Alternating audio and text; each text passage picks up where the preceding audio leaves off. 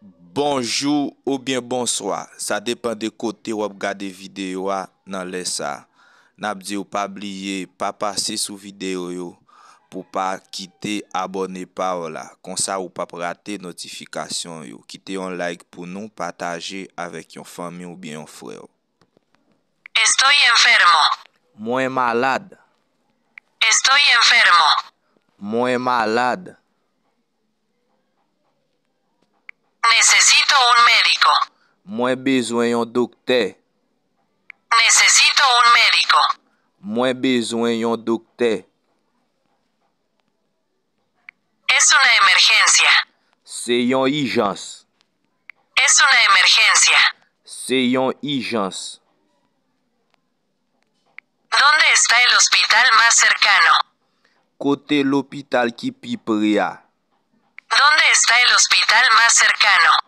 Côté l'hôpital qui pi pria.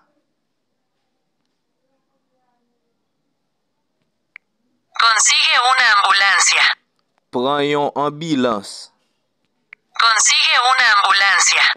Prends une ambulance. Soy alérgico a penicilina. Moi fait allergie à pénicilline. Soy alérgico a penicilina. Moi fait allergie à pénicilline. Tengo un problema cardíaco. Moi gagne un problème que. Tengo un problema cardíaco. Moi gagne un problème que. ¿Hay alguna farmacia abierta cerca de aquí? Est-ce que gagne une pharmacie qui l'ouvre tout près ici là? ¿Hay alguna farmacia abierta cerca de aquí? Est-ce que gagne une pharmacie qui l'ouvre tout près ici là? No tengo receta. Moi pas gagne une prescription. No tengo receta. Moi pas gagne une prescription. Necesito una receta. Moi besoin une prescription. Necesito una receta. Moi besoin une prescription. Estoy buscando un medicamento para el cardíaco. M'a cherché un médicament pour que. Estoy buscando un medicamento para el cardíaco. M'a cherché un médicament pour que.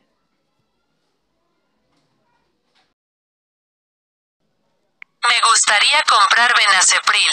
Moi ta remè acheter Benazepril. Me gustaría comprar Benacepril. Moi ta remè acheter Benazepril. ¿Qué medicamento es bueno para el cardíaco? Qui médicament qui bon pour que? ¿Qué medicamento es bueno para el cardíaco? Qui médicament qui bon pour que? ¿Qué efectos secundarios provoca el medicamento? Qui effet secondaire médicament la cause? ¿Qué efectos secundarios provoca el medicamento? Qui effet secondaire médicament la cause? Los efectos secundarios son dolor de cabeza, boca seca. Effet secondaire yo c'est mal tête, bouche sec. Los efectos secundarios son dolor de cabeza, boca seca. Effet secondaire yo c'est mal tête, bouche sec.